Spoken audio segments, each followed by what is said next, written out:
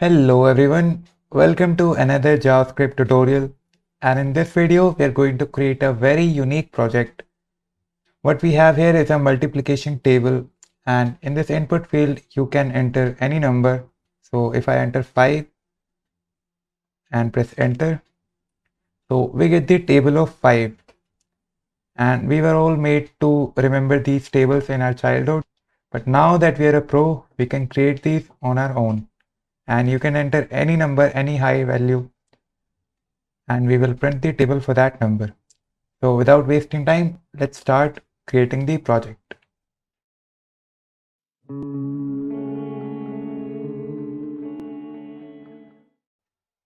Now before starting the project, you will find a link in the description to the starter files of the project. And if you click on the link, you will land here. So this is the repo for the project, and we have two branches here. One of them is main branch with the complete source code of the project, and the second one is starter files. So you will get the starter files for the project here, which is basically an image, which is the background image here. And then you have a CSS file. So since this is a JavaScript tutorial, I am only going to focus on the HTML and JavaScript part of the project. And anyway, most people like to write their own CSS.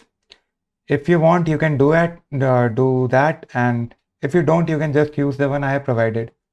So we are going to download them from here, and I'm going to save them on my desktop. Move there, copy the whole folder, and move it out. And now just rename them to multiplication table, and then I will delete the zip folder. So let's open the folder with VS Code.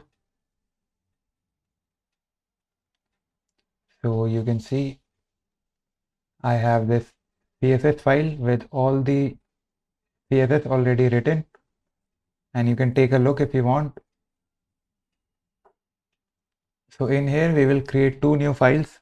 One will be index.html and the other one will be app.js. And in the index.html, I will create a boilerplate using shift and 1. So we get this exclamation mark, and if we press enter, we get this nice little boilerplate. And I will rename the title to multiplication table. And then I have an extension installed called live server. If you don't, you can just install it from here. So it allows us to run our HTML file side by side, and we do not need to refresh it every time we make a change. So I will run them side by side. Yeah, looks much better. And I will reduce the size. So now let's start writing some HTML. So the first thing I will do is link my CSS file here, styles.css, and also link my JavaScript file, script src, and the name of the file is app.js. And if I save, you can see we have this nice little background image which we are getting because of this CSS file.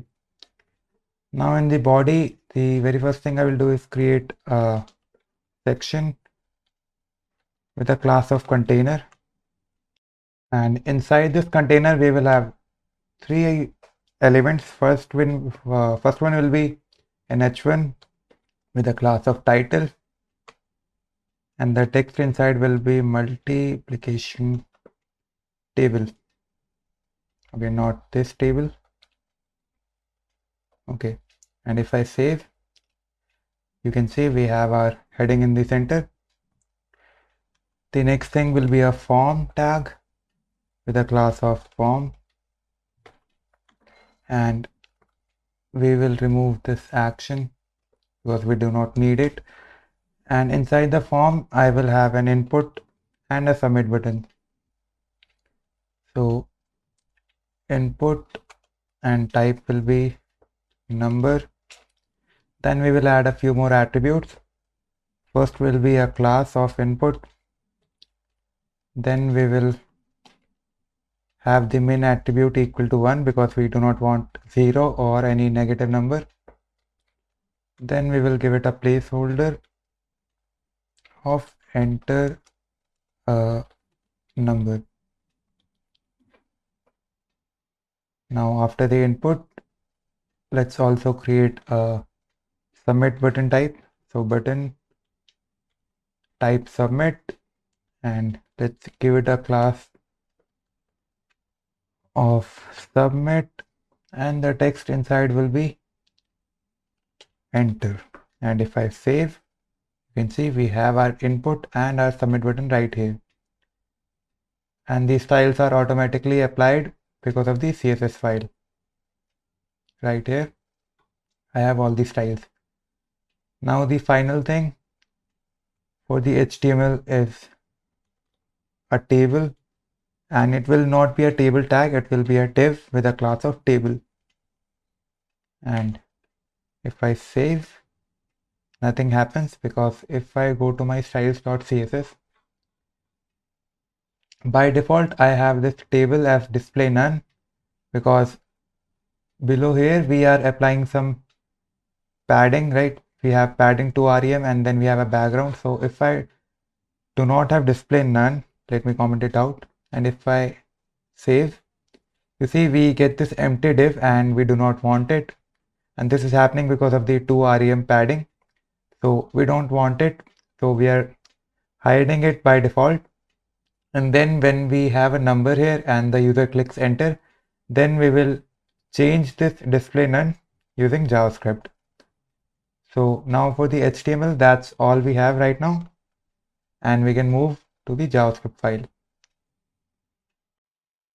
Now the first thing I will do is I will select my form using document.querySelector.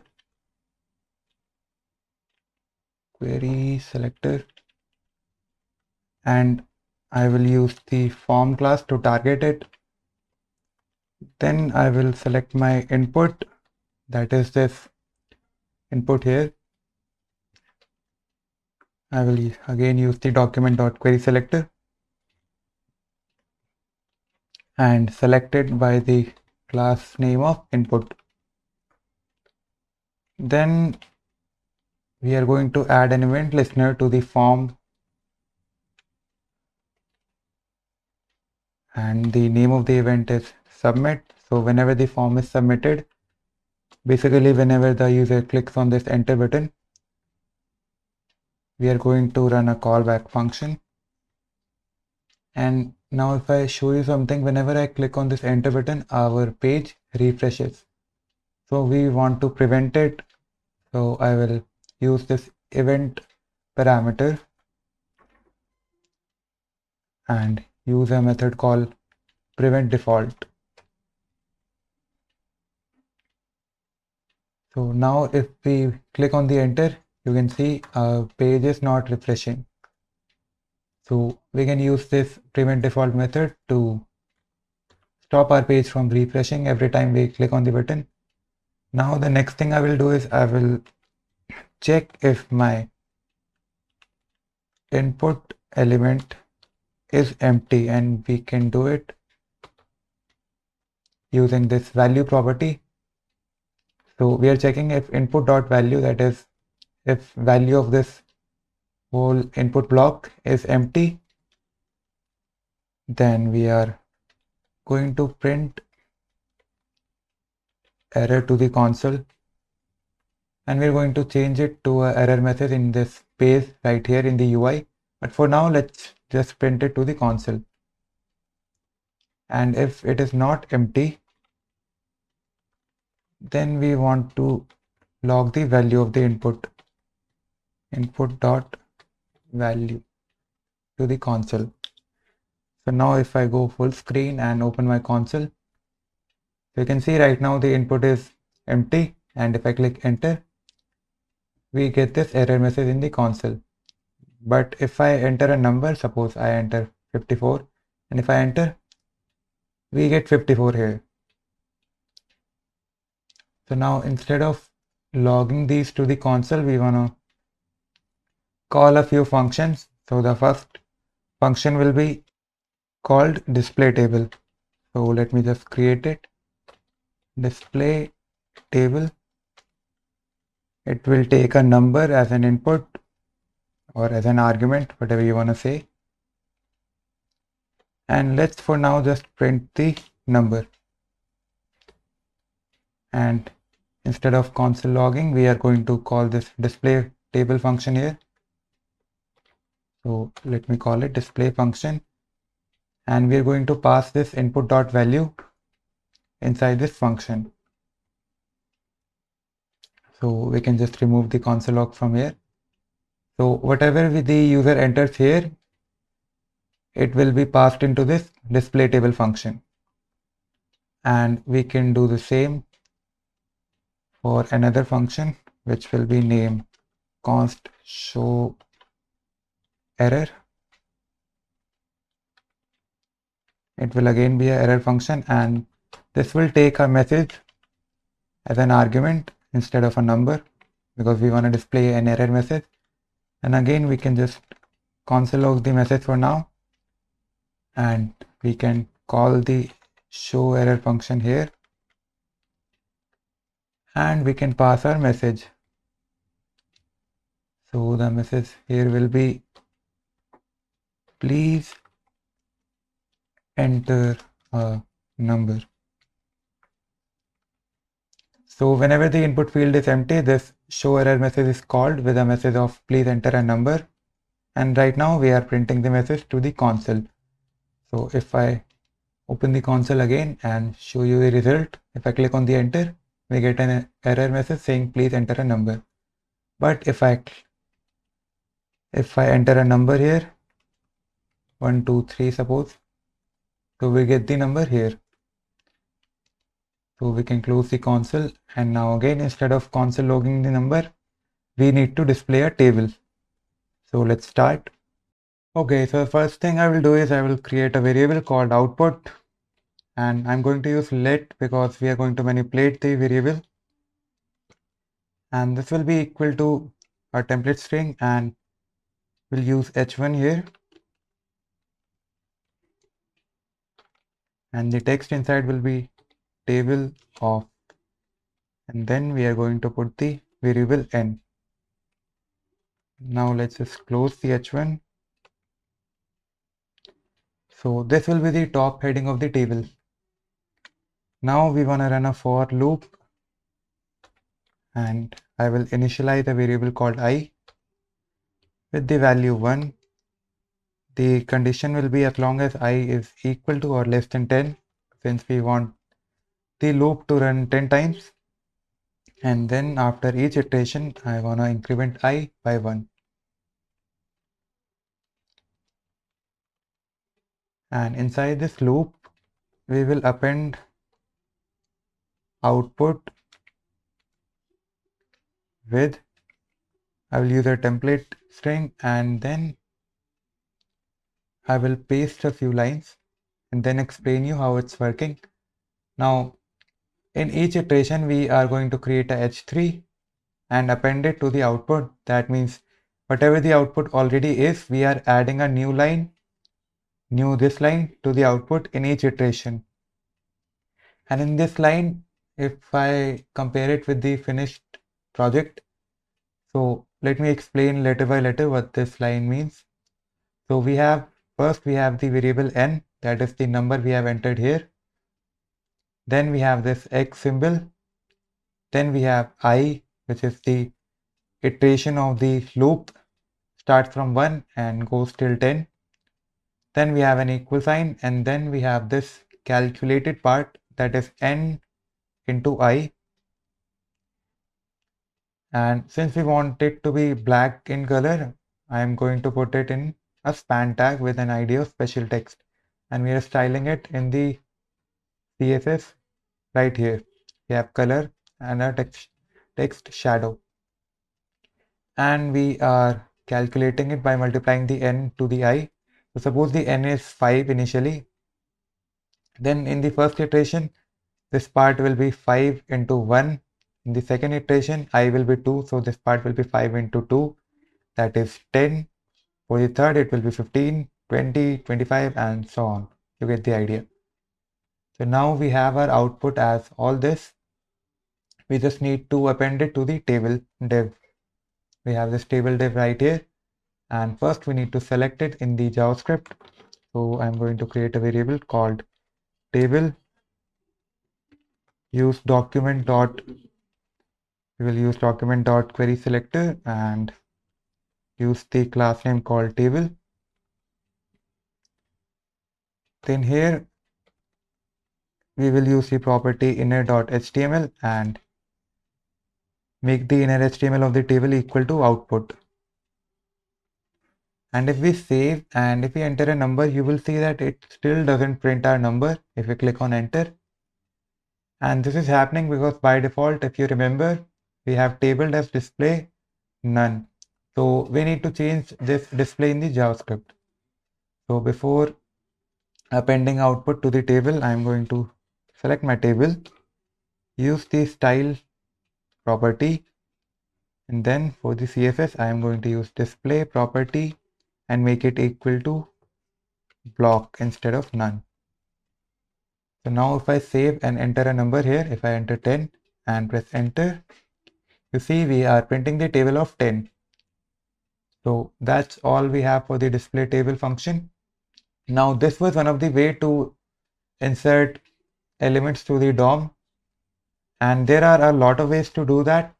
Now we are going to look second way, and we will do it for the error message.